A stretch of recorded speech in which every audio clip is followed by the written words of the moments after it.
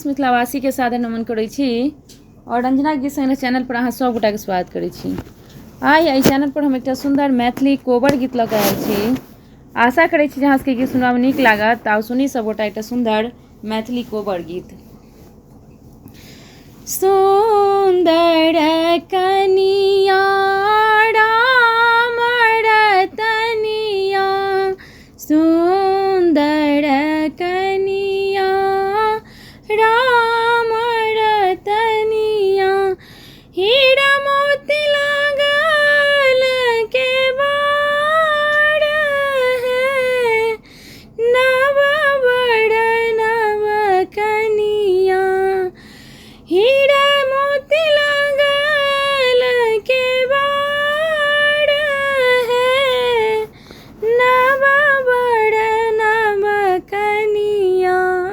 सुंदर कनिया राम रतनिया। ताही कोबर अपन सासु पलंगा ओछालनि, ताही कोबर अपन सासु पलंगा ओछालनि, सूतत धिया जमाई है, सूतत धिया जमाई है, नव वर नव कनिया, सूतत धिया जमाई है, नव वर नव कनिया, सुंदर कनिया राम रतनिया, हीरा मोती लागल केवाड़ है, नव वर नव कनिया, घोड़ी सुतु फिरे सुतु राजा जी के बेटिया, घोड़ी सुतु फिरे सुतु राजा जी के बेटबा, आहू देह गरमी बहुत है, आहू देह गरमी अपार है,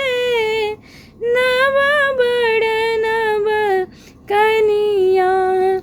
आहू देह गरमी बहुत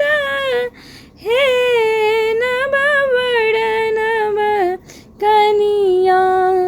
सुंदर कनिया राम रतनिया, हीरा मोती लागल केवाड़ है,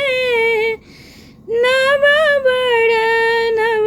कनिया, एतब वचन जब सुनलनि दुल्हा, एतब वचन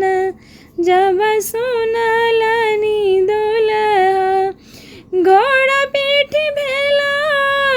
सवार है, नव वर नव कनिया, घोड़ा पीठी भेला सवार है, नव वर नव कनिया, सुंदर कनिया राम रतनिया, हीरा मोती लागल केवाड़ है, नव वर नव कनिया, रभसती चहकती सरह जियलति,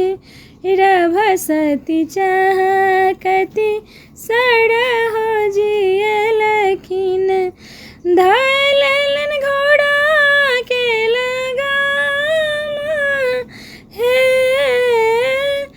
धैलन घोड़ा के लगाम है, नव वर नव कनिया, हँसैत खेलैत जाओ हमरो नंदोसी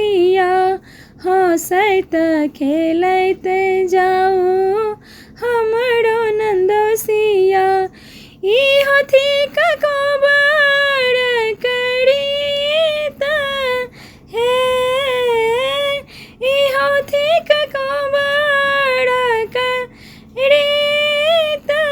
है नव बड़ नव कनिया सुंदर कनिया राम तनिया हीरा मोती लागल केवाड़ है हीरा मोती लागल केवाड़ है नव बड़ नव कनिया। गीत सुनवा में केहन लागल कमेंट करके बताएब। गीत नीक लागत तो गीत के लाइक करब, चैनल के सब्सक्राइब करब और गीत के शेयर करब। गीत सुनवा के लेल अहाँ सबके हृदय से बहुत बहुत धन्यवाद।